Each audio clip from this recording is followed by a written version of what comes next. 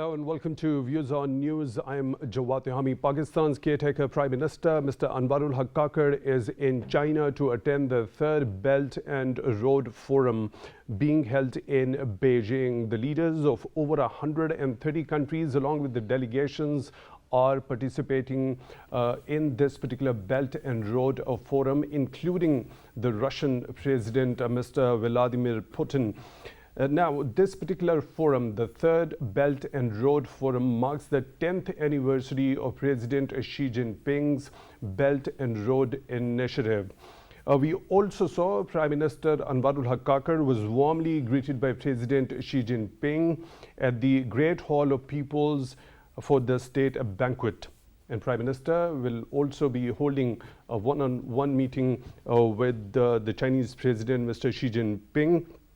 Also addressing a roundtable on CPEC's decade-long journey, the Prime Minister said there is no bilateral relationship more important for Pakistan than its friendship with China. He has also invited the Chinese businesses to invest in solar parks in Pakistan.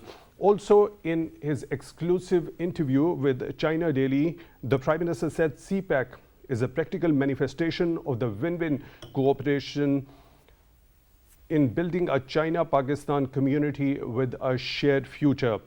Now, a number of MOUs and agreements are also expected to be inked between China and Pakistan. Prime Minister is also expected to interact with other world leaders on the sidelines of this forum. He has already interacted with a couple of world leaders on the sidelines.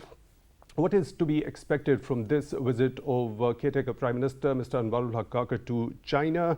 What does this Third Belt and Road Forum signify? And what have been the major successes in the first phase of the CPEC?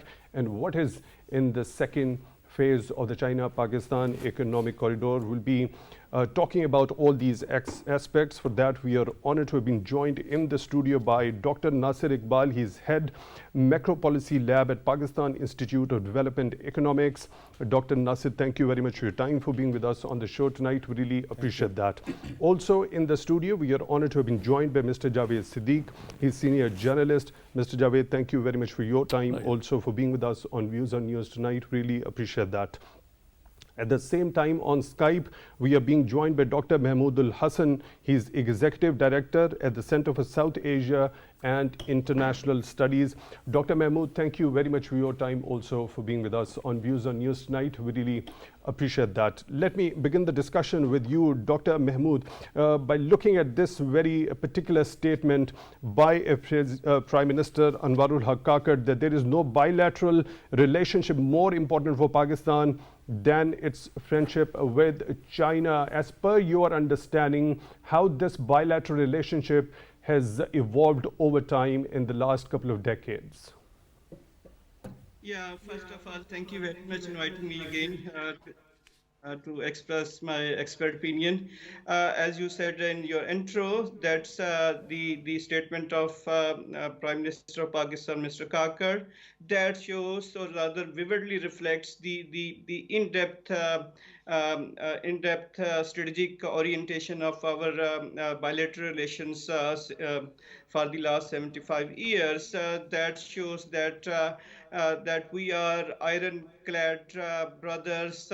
We are the true friends in terms of seeking investment, in terms of coordination, in terms of mutually creating mutually befitting proposition for the reduction of poverty, for India achieving the regional peace and stability, and moreover at the stage international stage level, the projection of global South and the most recently announced initiative by His Excellency Honorable Prime Minister President of China Xi Jinping, Global Development Initiative, Global Security Initiative, and Global Civilization Initiative. Having said this, the visit of Prime Minister of Pakistan to China has great significance in terms of economic cooperation, in terms of political mileage, in terms of geostrategic orientation, because Pakistan badly needs investment, Pakistan badly needs the economic diversification, Pakistan badly needs the reduction of import bill of energy. Pakistan badly need the green energy transformation so that the devastating effects of climate change may also be curtailed as soon as possible. So the nature, the scope, the utility, and the basic philosophy of Pakistan-China bilateral relation has been exemplary, and it has already proved that with the passage of time, the pace, the volume, and the trust level has also been on the increase, which is good omen for both the country, because both country need helping each other so that the mitigation of so-called false and fake propaganda of the West may also be successfully mitigated. So it is very important that the statement of Prime Minister of Pakistan should be highlighted in its true spirits, in true essence, that Pakistan is not looking towards the West, but always rather has been looking towards China for the economic further diversification, for the military cooperation, for the regional and trans-regional connectivity vis-a-vis CPEC to Afghanistan, then to Central Asia, the growth of the development of Gwadar, and the so many mega regional energy projects under the flagship projects of BRI, especially in CPEC, for the socio-economic prosperity of its people, for its country, and for the generation to come. Thank you.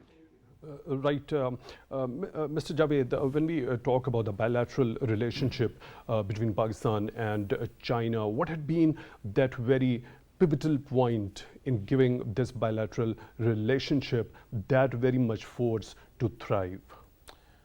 I think China and Pakistan have been friends for decades, and both countries have strategic relationship, and both countries promote peace in the region and beyond. That is the hallmark of the friendship between China and Pakistan. China has been helping out Pakistan through thick and thin.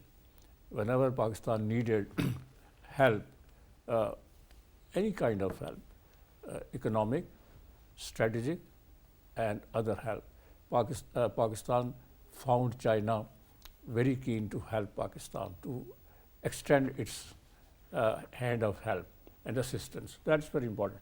And I think we all say that China and Pakistan are iron brothers. And we, both countries, have proven it to the world that we are. So that is the hallmark, that's the significance of Prime Minister's statement that no country's bilateral relationship is more important to Pakistan than our relationship with China. So that is a truth. That's a fact of life. Also, I think Pakistan has become a strategic partner of China, and Pakistan has become a very important member of Belt and Road Initiative of President Xi Jinping. Pakistan has started the CPEC. It's a very important flagship project of this Belt and Road Initiative.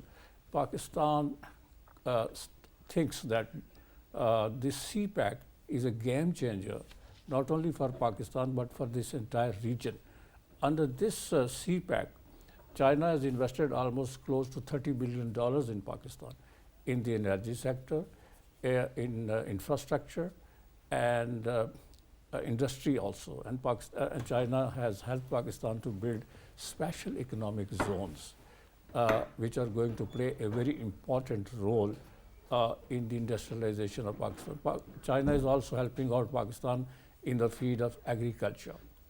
And we in Pakistan should learn a lot from China. China is ready to share its experience with us in all these fields, industry, agriculture, and power sector.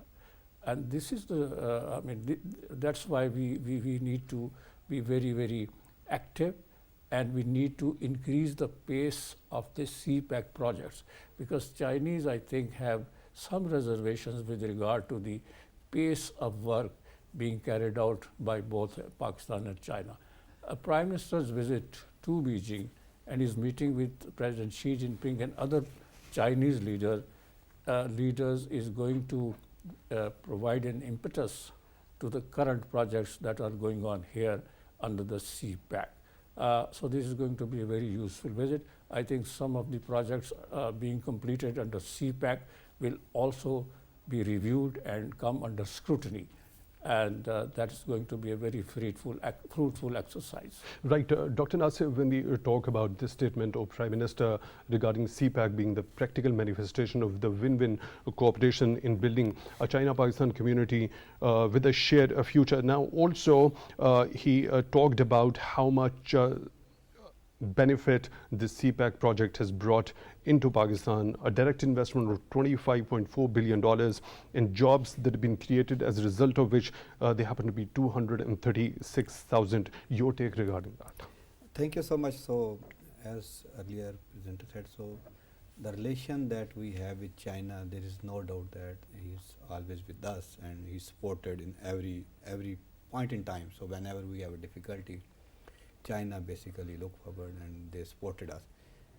Now, related to the CPAC, so the CPAC has two phases. First was early harvesting project where we were a dire need of energy and we were in a crisis of energy mode, and they rightly supported us, and that benefited a lot us, because your entire industry, your production, your economic activity depends on the energy, and we were facing crunch in energy crisis, and they supported us, and those early harvested projects really help us to regain the economic activity. Now, coming back to the second phase, that is important to us. The first phase is the infrastructure development. So, always infrastructure have some positive return, and rightly said other people that it created some jobs as well as the economic activity. But we have to look into the second phase of this CPAC. That is important to us. It's define the prosperity of our country.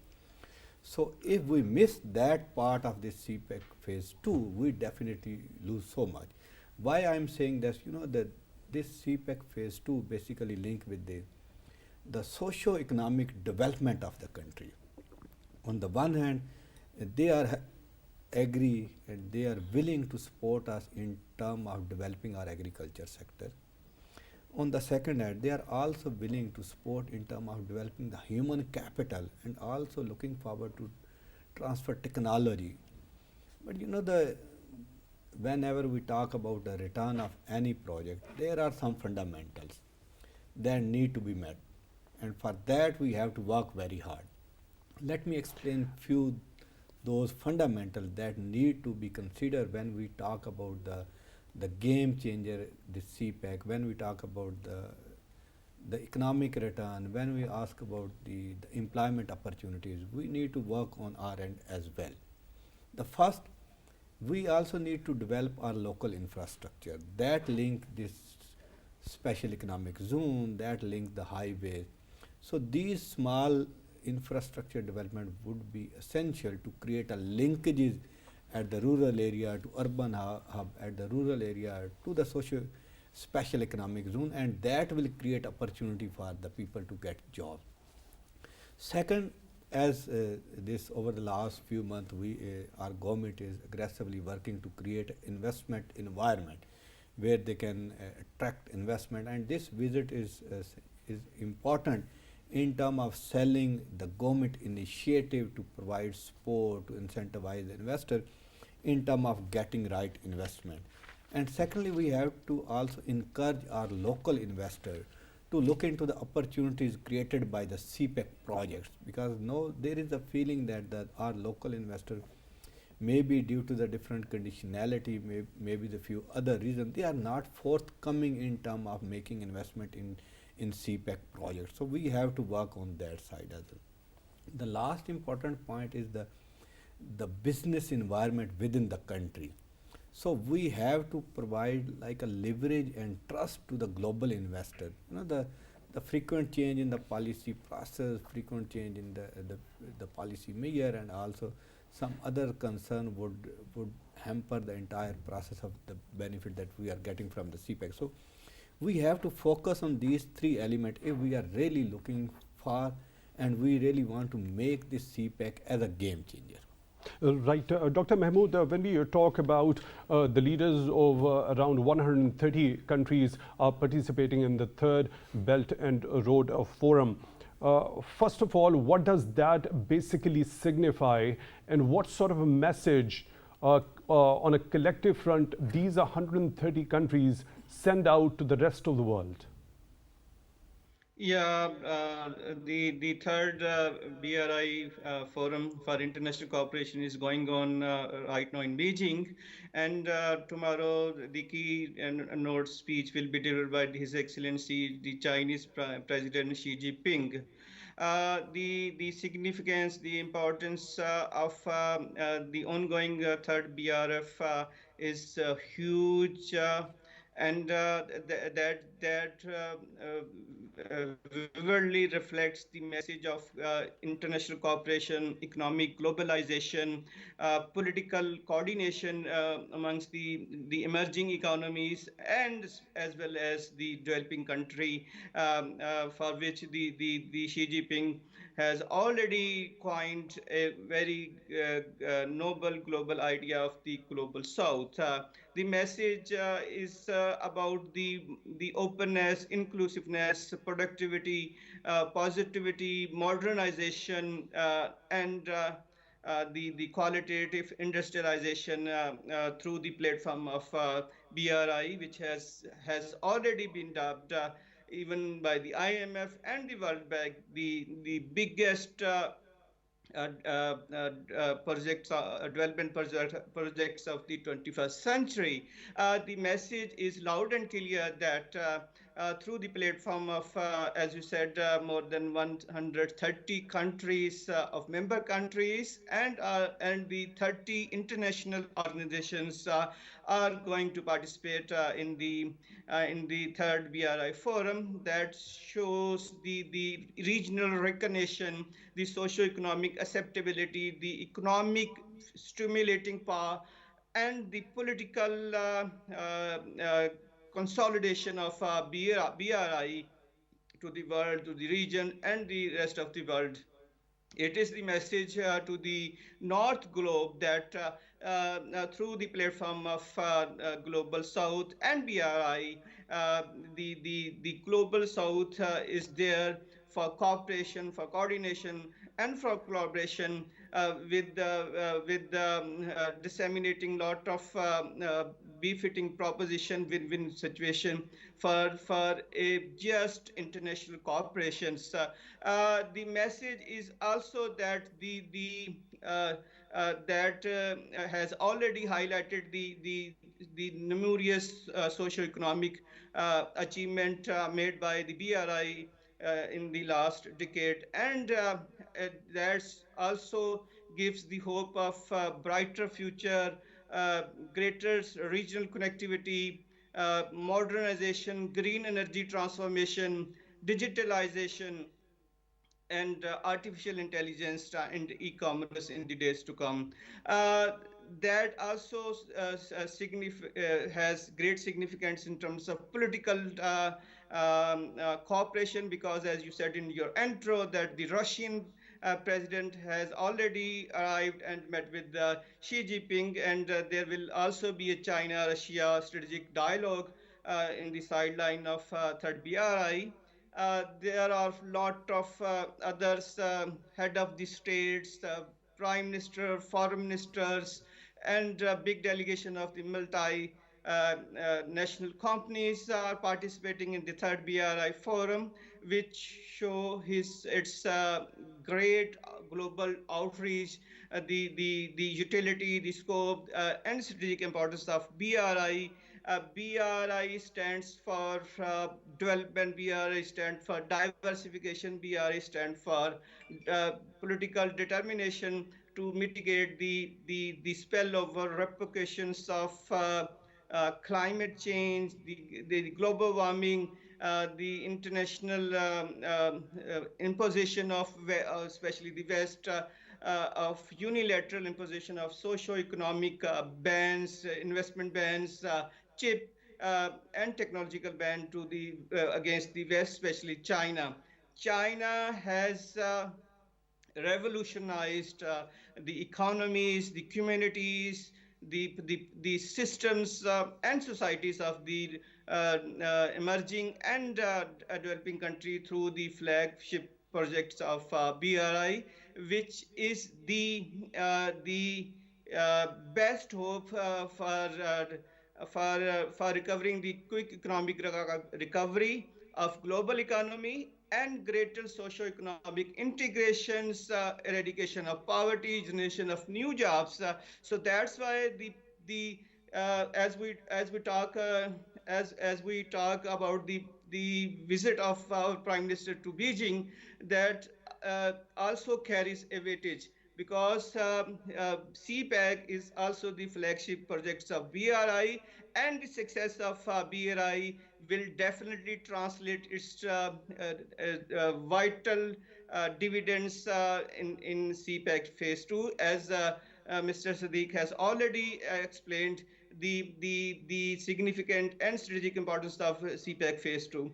So we hope and we should work jointly with the policymaker of China to bring more investment, to convince more Chinese private companies to make investment in Pakistan for the building of the special economic zone, digitalizations, infrastructure development, skilled education or treatment in Pakistan, and last but not for the last but not the least, the complete transformation of energy economy from the conventional means of energy, I mean, say oil and gas, to the green energy, mainly the blue and green hydrogen generating power generating technologies in Pakistan, so that Pakistan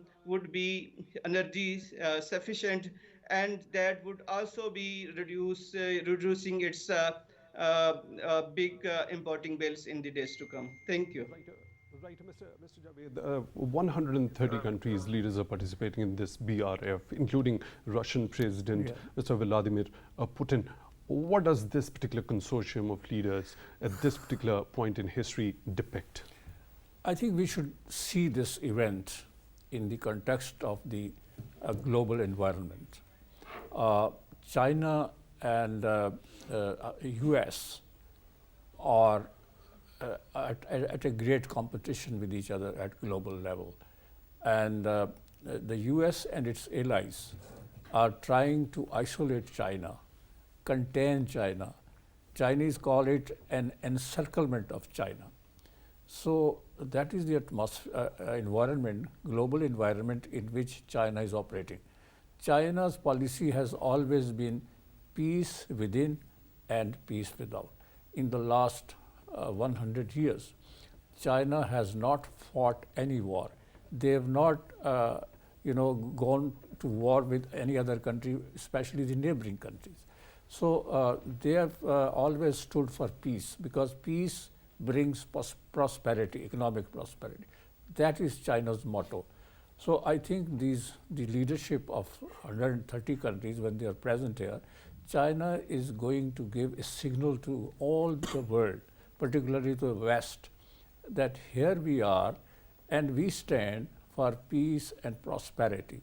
And China has no intentions to basically subvert and sabotage the regional and global peace. And Chinese are working very hard to promote global peace as well. Although the West thinks that China is rising and emerging and it will overshadow them. But that's not the case. Chinese are basically following a policy of living together, coexistence. So they believe in coexistence, and that's why I think this gathering of huge number of leaders from across the world is going to be very significant, because that will give more confidence to the neighboring countries as well as to the developing countries of the world, including Pakistan, that here is a global platform through which they can prosper. They can resolve their economic problem. If China had not invested in Pakistan, particularly in the energy sector, Pakistan was running through the very energy shortage, and our industry was suffering. Our exports were also suffering. And this investment that China has made in Pakistan in power sector is of great assistance and help to Pakistan for its industrialization. And I think more investment will come. But the Chinese want us to prepare ourselves to absorb and assimilate the new technologies, the new industrial experiments that are being made in China. China is now an example for the world at large, how China has fast-tracked its development and growth in the last 2 decades. China has risen to the status of a superpower and very close to the US in economic terms. So I think the world is basically trying to learn from Chinese experiment. China has made huge strides in reducing poverty. Almost 7 Right, Mr. Javed, I'll have to take a quick short break. After the return from this particular break, I will resume the discussion from here.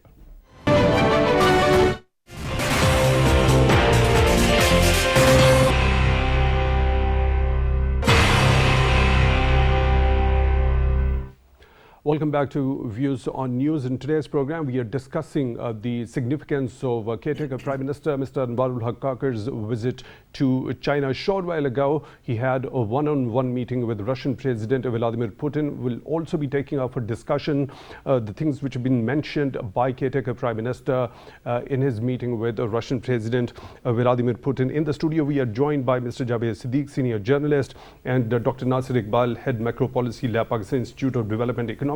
And also on Skype, Dr. Mehmood Hassan, Executive Director, Center for South Asia and International Studies. Now, just before going on the break, I was about to ask you, Dr. Nasir, Prime Minister Anwarul Haqqaq has also invited the Chinese businesses to invest in the solar parks in Pakistan. Just a short while ago, we saw him saying to President Vladimir Putin that Pakistan happens to be an energy deficient country. How crucial is Chinese or any other foreign direct investment, particularly going towards the renewables, in particular when we talk about solar energy in Pakistan? I think it's a very recent topic, and especially given the climatic change and also other global issues, we really have to think about the next sources of the energy. And in this context, the talks about the renewable energy and especially investment from the China and also other countries, including Russia, would be welcome. And this initiative to actually talk about these crucial aspects of energy with these counterparts is very important for us. And especially if they will be able to get some sort of support, because they have the latest technology, they have the resources, and they have the leverage to invest in our country in terms of meeting our future needs of the, you know, that we have like 250 million population, and it's increasing with a very exponential rate. And energy is the key thing to survive. Energy is the key thing to run our economic activities. Giving that and this transformation from this coal energy and the fuel energy to a renewable energy require a lot of investment. And investment coming from these countries is definitely a good initiative. And the Prime Minister rightly emphasized the importance of our energy requirement with the Russian president as well as the Chinese businessmen. So we have to work on those sides as well. What we have to do at our end, so that is the key thing. We have to learn from our phase 1 experience of this CPEC. What are our learning in terms of, as Javed mentioned, that there were some delays in the completion of those projects. There were some payment issues that basically shaken the That's trust why of we're looking for the revitalization of this CPAC when it comes to the second phase of it. Absolutely. And also the Special Investment Facilitation Council that's been established So that we have provides to a work one on- window yes. operation Yes. to overcome all those delays. Yeah, we have to work on those lines. The investor is looking for the return and also the safety and security and also the performance and the pace of the work at our end. So these type of initiative where we can use this one window operation, where we streamline our regulation process, because the PIDE has done a study on the regulatory burden that we created due to various rules, regulation and department that basically hamper the trust and also keep our doing business very costly in our country. So we have to work on those sides. So actually government is taking some good step in terms of improving environment, business of environment, but there are a lot of to do more on attracting these businesses. So this event or this BRI forum is basically help us to sell our initiatives, sell our focus toward reform, sell our focus toward attracting and giving opportunity to the foreign investors. Right, you already mentioned in your take regarding the transfer of technology. We have seen an MOU between the National University of Science and Technology and also Shanshiyu University has been signed. That is to actively cooperate in academic exchange and research on the mode of industry-university research cooperation. How significant is that? Yeah, absolutely, absolutely. This era is what we call is a knowledge economy. So if we look into the way the world is growing and the top performing country, they all believe that the growth now depends on the knowledge. And these type of initiative where we can exchange our ideas, where we can exchange our knowledge, where we make sure that in technology transfer from one country to another country, and also we need to prepare ourselves to absorb those technological innovation and to work on those sides. So these initiatives are definitely very good in terms of improving the knowledge environment of the country. What lacking in our country is the innovation. We never support innovation. The quality of education in our country is relatively low compared to other countries, and we are struggling with the productivity, we are struggling with the innovation. So these don't you think negotiation by signing such MOUs and agreements with the international institutions, particularly from China, there is a huge chance for Pakistan to create that workforce by bringing in more innovation. Yes, absolutely true. The last couple of months ago, our Vice Chancellor visited various universities in China just to make sure that we can sell our ideas, we can learn from their experience, we can make sure that how to develop our labor force. What the labor force we are exporting to Middle East country, this is the raw labor, and they are paid very low. If we equip our labor, we train them, of course they can get high return. Eventually, if we increase their knowledge, their skills, ultimately it enhance the productivity of our own sector where we are lacking. We can't compete even the neighboring country in terms of productivity. So we have to invest on our labor force, and this initiative where there is a bilateral linkages at university to university, it really helps us to learn from China. Right, Dr. Mehmood Hassan, already in your take you mentioned the name of Afghanistan. And now, a short while ago, we saw caretaker Prime Minister Anwaar al-Haqqaqad having a meeting with Russian President Vladimir Putin. This time around, now the representatives of the Afghan interim authorities are also participating in this Belt and Road Forum.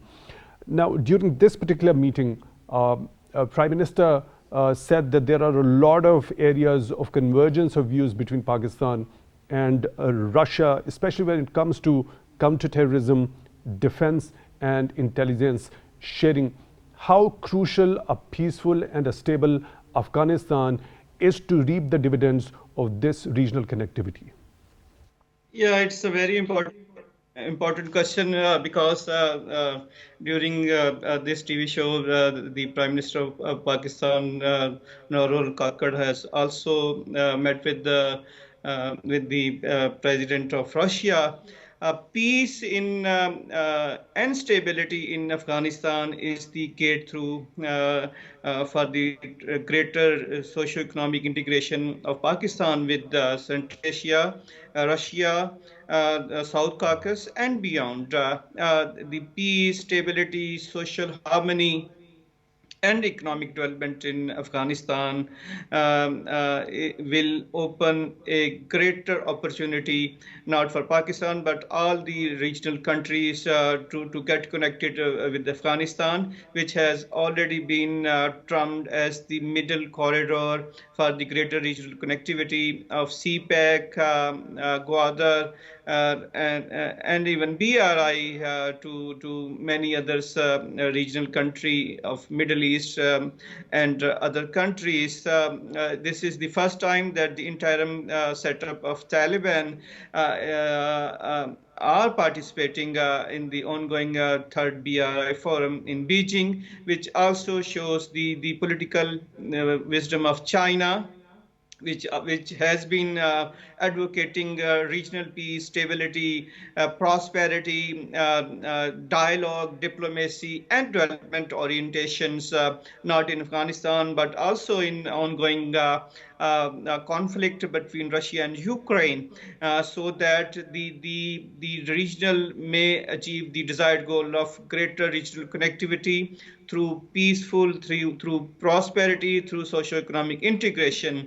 And last but not least, the Pakistan has been confronting the infiltration from Afghanistan, which must be tackled even by the interim government of Taliban, because the terrorism is anti-development, anti-human survival, and even the entire regional peace and stability.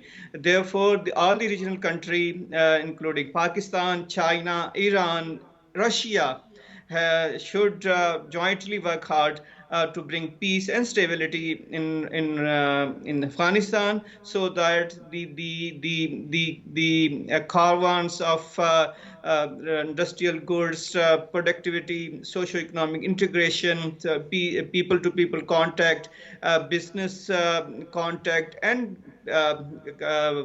government-to-government contacts with all the Central Asian countries, South Caucasus, and beyond through the middle corridor of Afghanistan may also be achieved. Thank you.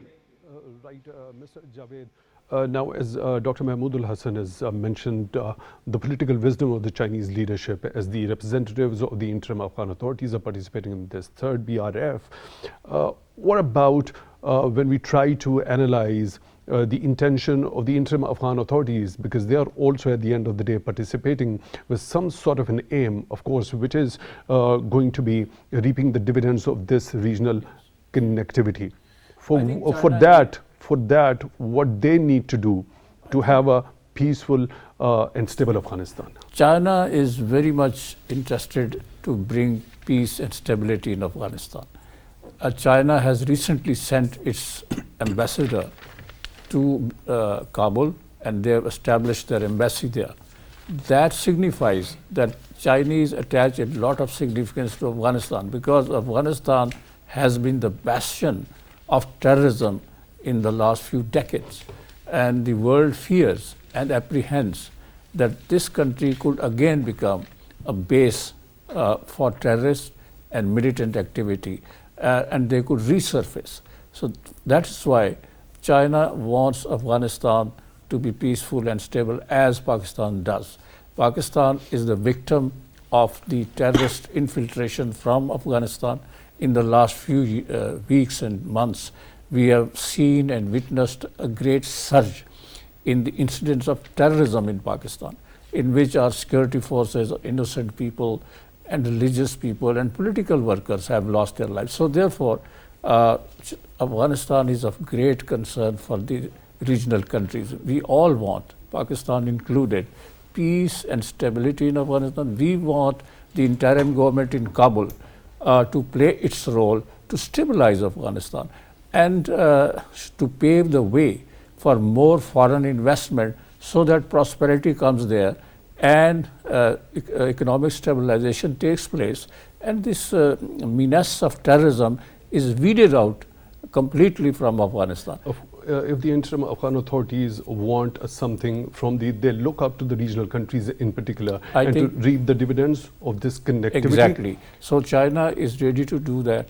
They need to provide something in return China is also. ready to invest in Afghanistan, infrastructure and other areas, provided they want and they create a peaceful and secure environment. Mr. Javed, Siddiq, senior journalist, thank you very much for being with us on the show tonight. Really appreciate that. Dr. Nasir Iqbal, head at Macro Policy Lab, Pakistan Institute of Development Economics, thank you very much for your time, also for being with us. On Skype, we were joined by Dr. Mehmood Hassan, Executive Director, Center for South Asia and International Studies.